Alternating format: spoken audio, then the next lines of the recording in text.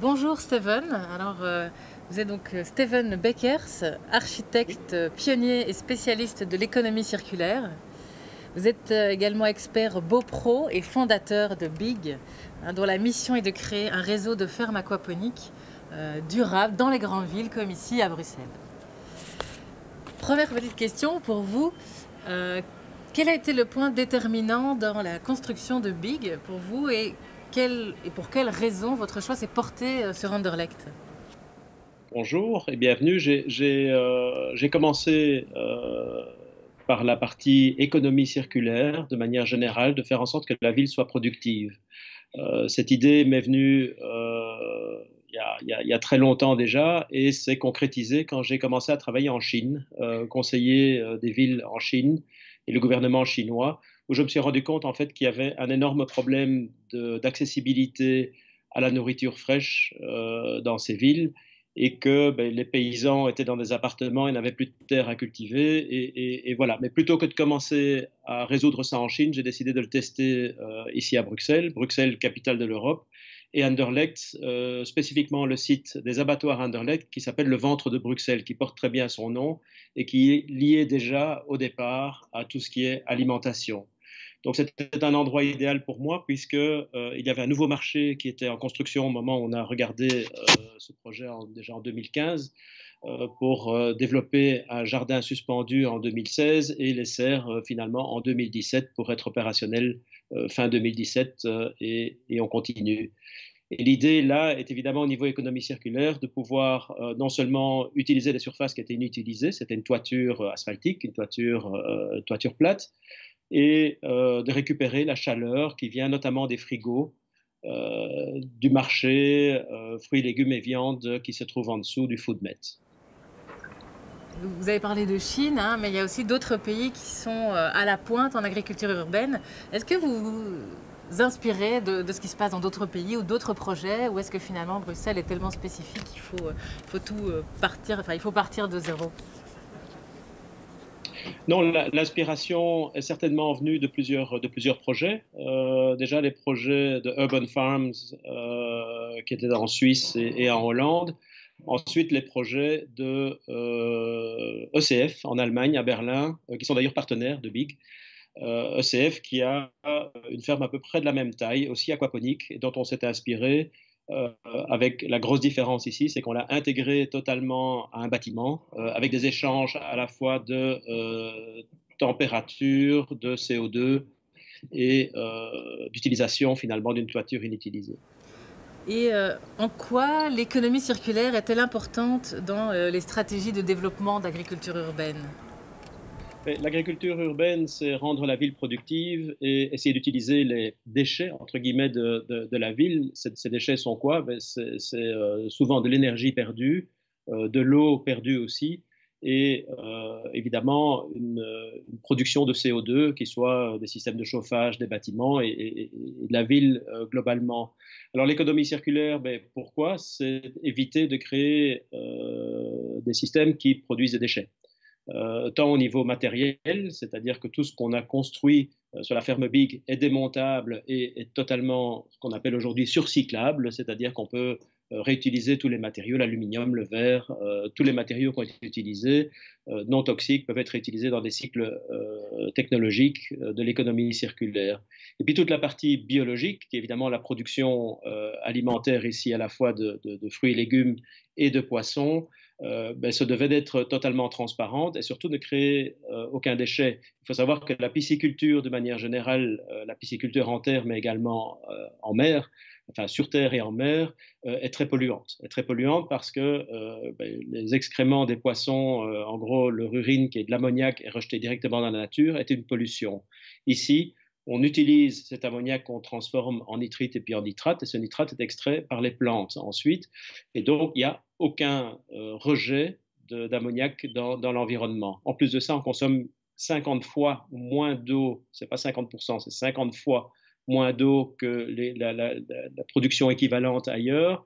Et ça, c'est une chose très, très importante. Même à Bruxelles, même à Bruges, où il y a des canaux, il y a des problèmes d'eau douce actuellement, surtout en Flandre et beaucoup ici en Belgique et dans le nord de la France. Et très, très clairement, c'est un des aspects premiers qui m'ont poussé à faire ce projet, c'est comment produire en gaspillant moins d'eau.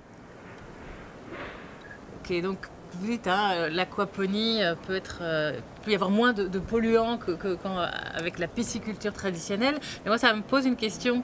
Je me demande, tiens, est-ce que les légumes finalement qu'on mange, hein, qui ont poussé grâce à cette aquaponie, est-ce qu'ils peuvent être labellisés bio?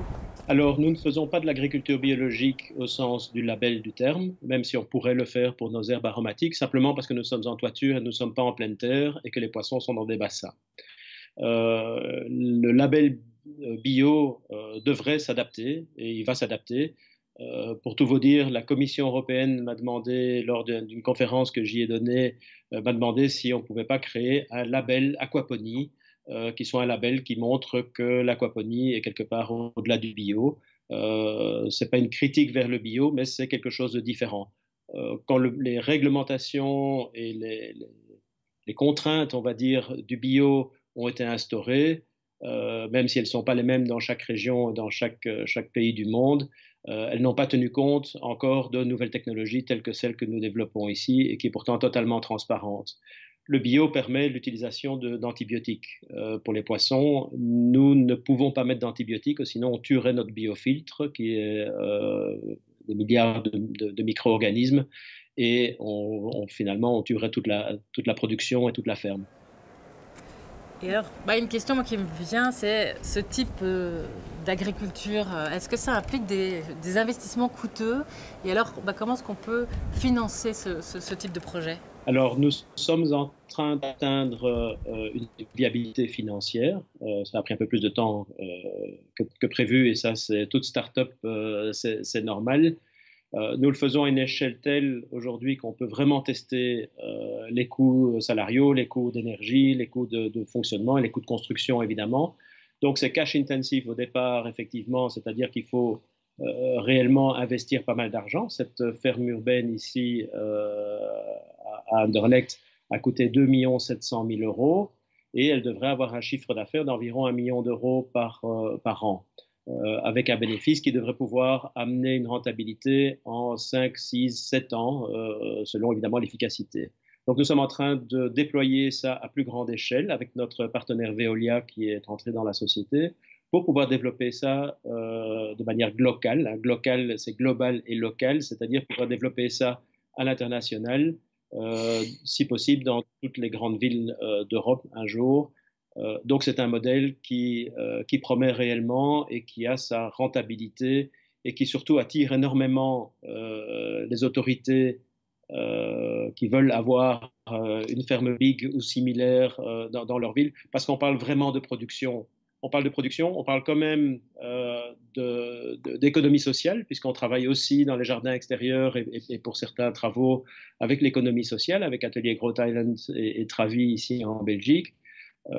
C'est une manière aussi de se lier vraiment au tissu urbain, qu'il soit social, écologique et économique. La grosse difficulté que nous avons encore à résoudre aujourd'hui, c'est la logistique. C'est comment distribuer à des coûts raisonnables et des productions de CO2 qui soient raisonnables aussi, distribuer nos produits dans tout Bruxelles où on connaît les problèmes de trafic comme dans beaucoup de villes. Vous parlez donc de mettre en place ce type de ferme urbaine dans d'autres villes. Justement, quelles sont les prochaines villes où vous pensez, en Belgique ou ailleurs, mettre en place des fermes comme Big ici? Oui, bien sûr. En Belgique, on imagine déjà un ou deux autres projets à Bruxelles. Je dis un ou deux, on n'en fera sans doute pas trois ou quatre. L'idée est de mener plusieurs projets à la fois parce que ça prend énormément de temps et que ça dépend aussi de la construction, de l'obtention des permis, etc., des projets. Nous regardons Anvers, nous regardons Liège, nous regardons plusieurs villes en Belgique. Nous sommes en train de négocier un projet très important à Lille. Nous en avons deux à Paris et un à Milan pour le moment qui sont en négociation.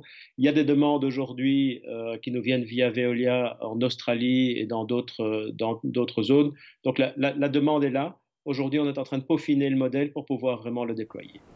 Merci. Et alors, dernière question pour moi. Selon vous, quel sera l'avenir de l'agriculture en ville et en particulier à Bruxelles? Et d'abord, il faut savoir que l'agriculture urbaine, elle est déjà énorme dans le monde entier. Elle est énorme dans beaucoup de villes, elle s'est fait naturellement et donc il ne faut pas tout amener à une haute technologie. La chose que nous avons développée ici, c'est d'oser dire que nous produisons de manière intensive, mais transparente et propre. Le mot intensif fait très souvent peur. Hein. On a l'impression qu'on va booster les tomates et les poissons avec des hormones et des produits, etc. Ce n'est pas du tout le cas. Ici, c'est vraiment de pouvoir, sur une petite surface, parce que ça coûte cher en ville et c'est difficile à aménager, c'est coûteux, de pouvoir produire suffisamment pour avoir une rentabilité. Si nos produits n'étaient pas bons, ça ne fonctionnerait pas non plus. Donc, ça ne sert à rien de produire des produits quelconques en centre-ville. Si on veut vraiment avoir une rentabilité, il faut avoir des produits que les gens veulent acheter. Et pas forcément chers, mais en tout cas qu'on ne reste pas avec des produits sur les mains. Alors il faut savoir qu'aussi au niveau de l'économie circulaire, il y a une chose importante, c'est qu'en fait on ne gaspille pas. On ne gaspille pas parce que ce qui est cueilli ou ce qui est pêché est vendu et consommé. On n'a pas le problème du trajet, on n'a pas le problème de devoir laisser mûrir des tomates sur des milliers de kilomètres pour finalement les avoir dans les magasins. Donc ici, on a vraiment une corrélation entre la collecte, la pêche et la vente. Tout ce qui n'est pas vendable, parce on a des tomates qui tombent, on a des poissons qui sont éventuellement pas bien ou pas bons pour le marché, mais tout ça, en fait, est traité, et soit composté, soit traité sur place pour ne pas créer de déchets organiques et au contraire en profiter pour alimenter à la fois nos jardins et autres éventuels agriculteurs ou même les espaces publics.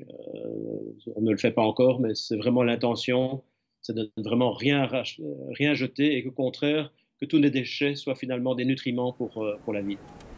Ok, merci beaucoup. Donc, hein, si je comprends bien, l'agriculture urbaine, ben, voilà, elle est circulaire, ça permet d'être locale, mais il faut aussi hein, qu'elle soit productive. Tout à fait. Si on n'est pas productif, on n'est pas rentable. Eh bien, merci beaucoup, Steven, pour vos réponses. Et merci beaucoup, Laura, pour votre intérêt pour notre projet Big ici à Anderlecht. Nous avons beaucoup d'intérêt et nous sommes très contents que le Printemps des sciences prenne place chez nous ce soir. Donc voilà, désolé de ne pas être avec vous aujourd'hui, mais voilà, j'avais des obligations familiales importantes. C'est l'anniversaire de mon épouse qu'on fait malheureusement en confinement, mais on va le faire à Bruges, justement. Donc merci beaucoup pour cet événement et amusez-vous bien. Bonne soirée.